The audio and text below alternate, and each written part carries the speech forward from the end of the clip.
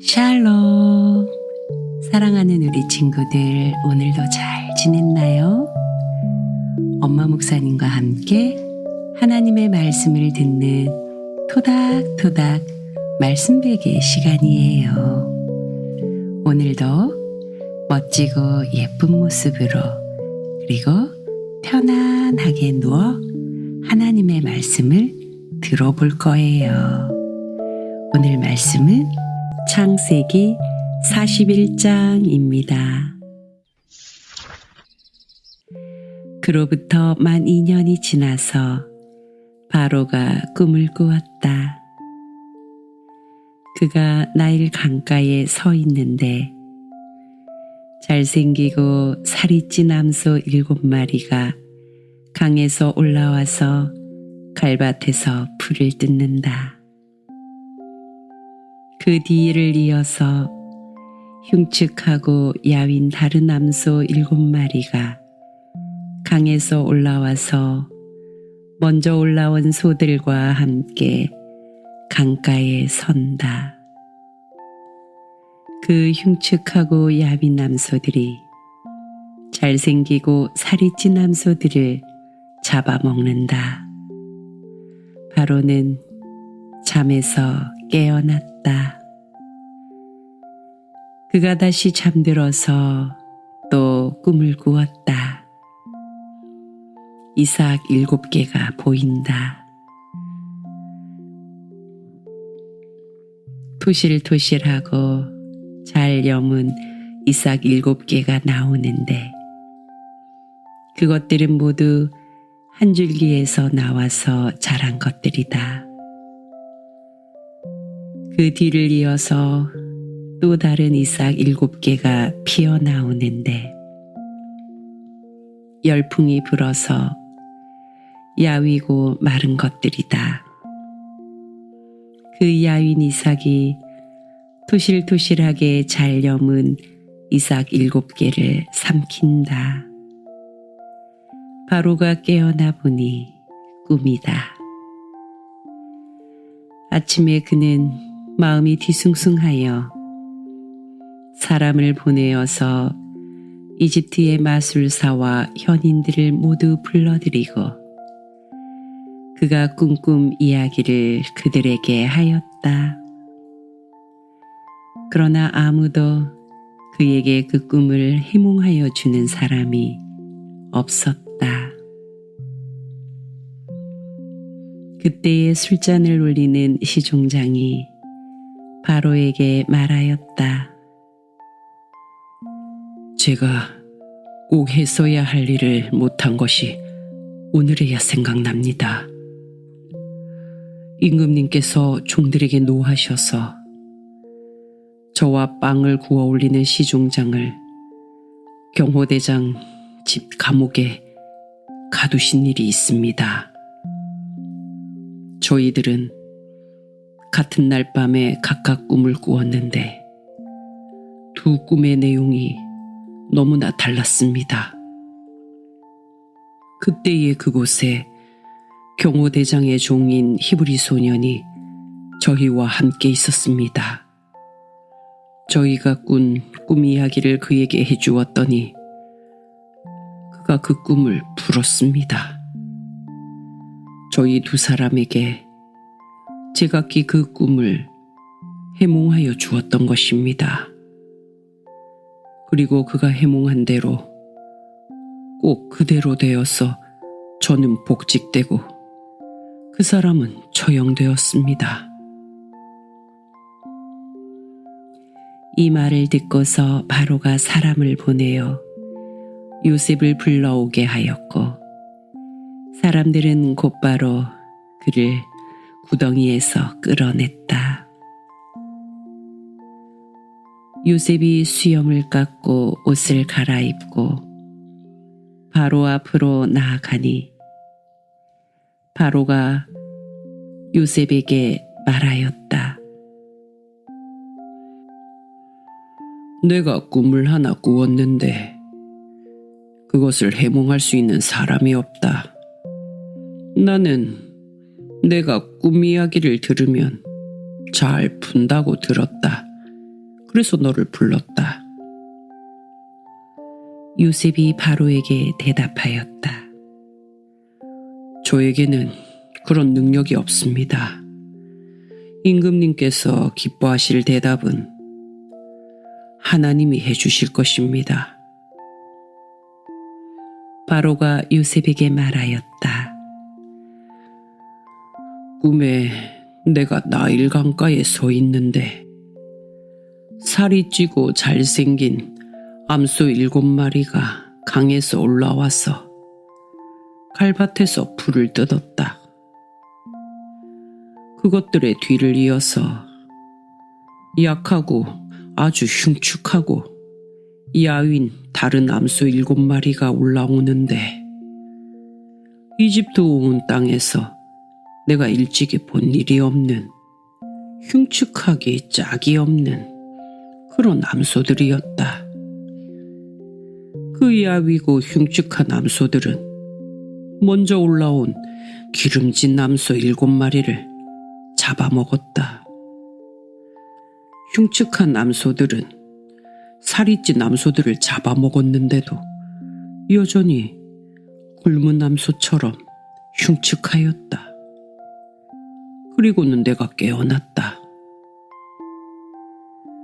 내가 또다시 꿈에 보니 한 줄기에서 자란 이삭 7개가 있는데 잘 여물고 실한 것들이었다. 그것들의 뒤를 이어서 다른 이삭 7개가 피어나오는데 열풍이 불어서 시들고 야위고 마른 것들이었다. 그 야윈 이삭이 잘 여문 7 이삭을 삼켜버렸다. 내가 이 꿈 이야기를 마술사와 현인들에게 들려주었지만 아무도 나에게 그 꿈을 해몽해주지 못하였다.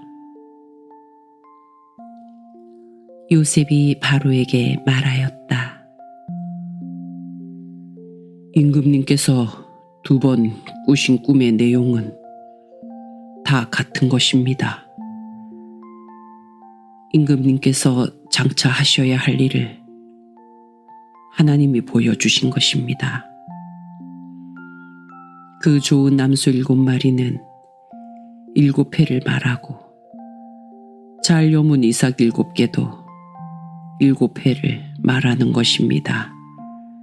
2 꿈이 다 같은 내용입니다. 뒤따라 나온 야위고 흉측한 암소 7마리나 열풍에 말라버린 쓸모없는 이삭 7개도 역시 7회를 말합니다. 이것들은 흉년 7회를 말하는 것입니다. 이제 제가 임금님께 말씀드린 바와 같이 임금님께서 앞으로 하셔야 할 일을 하나님이 보여주신 것입니다. 앞으로 올 7회 동안에는 온 이집트 땅에 큰 풍년이 들 것입니다. 그런데 곧 이어서 7회 동안 흉년이 들 것입니다. 그렇게 되면 이집트 땅에 언제 풍년이 있었냐는 듯이 지나간 일을 다 잊어버리게 될 것입니다. 그리고 기근이 이 땅을 황폐하게 할 것입니다. 풍년이 든 다음에 오는 흉년은 너무나도 심하여서 이집트 땅에서는 아무도 그 전에 풍년이 든 일을 기억하지 못할 것입니다. 임금님께서 같은 꿈을 2번이나 거듭 꾸신 것은 하나님이 이 일을 하시기로 이미 결정하시고 그 일을 꼭 그대로 하시겠다는 것을 말씀해 주시는 것입니다. 이제 임금님께서는 명철하고 슬기로운 사람을 책임자로 세우셔서 이집트 땅을 다스리게 하시는 것이 좋을 듯합니다. 임금님께서는 전국의 관리들을 임명하셔서 풍년이 계속되는 7해 동안에 이집트 땅에서 거둔 것의 5분의 1을 해마다 받아들이도록 하심이 좋을 듯합니다. 앞으로 올 풍년에 그 관리들은 온갖 먹거리를 거두어 드리고 임금님의 권한 아래 각 성읍의 곡식을 갈무리하도록 하십시오. 이 먹거리는 이집트 땅에서 7해 동안 이어갈 흉년에 대비해서 그때의 이 나라 사람들이 먹을 수 있도록 갈무리해 두셔야 합니다. 그렇게 하시면 기근이 이 나라를 망하게 하지 못할 것입니다. 바로와 모든 신하들은 이 제안을 좋게 여겼다. 바로가 신하들에게 말하였다. 하나님의 영이 함께하는 사람을 이 사람 말고 어디에서 또 찾을 수 있겠느냐? 바로가 요셉에게 말하였다. 하나님이 너에게 이 모든 것을 알리셨는데 너처럼 명철하고 슬기로운 사람이 어디에 또 있겠느냐? 내가 나의 집을 다스리는 책임자가 되어라. 나의 모든 백성은 너의 명령을 따를 것이다. 내가 너보다 높다는 것은 내가 이 자리에 앉아 있다는 것뿐이다. 바로가 또 요셉에게 말하였다. 내가 너를 온 이집트 땅에 총리로 세운다. 그렇게 말하면서 바로는 손가락에 끼고 있는 옥새 반지를 빼서 요셉의 손가락에 끼우고 고운 모시옷을 입히고 금목걸이를 목에다 걸어주었다. 그런 다음에 또 자기의 병거에 버금가는 병거에 요셉을 태우니 사람들이 물러나거라 하고 외쳤다. 이렇게 해서 바로는 요셉을 온 이집트 땅에 총리로 세웠다. 바로가 요셉에게 말하였다. 나는 바로다. 이집트 온 땅에서 총리의 허락이 없이는 어느 누구도 손 하나, 발 하나도 움직이지 못한다. 바로는 요셉에게 사브낫 바네아라는 이름을 지어주고 온의 제사장 보디베라의 딸 아스낫과 결혼을 시켰다. 요셉이 이집트 땅을 순찰하러 다녔다. 요셉이 이집트 왕 바로를 섬기기 시작할 때에 그의 나이는 30살이었다. 요셉은 바로 앞에서 물러나와서 이집트 온 땅을 두루 다니면서 살폈다. 풍년을 이룬 7해 동안에 땅에서 생산된 것은 대단히 많았다.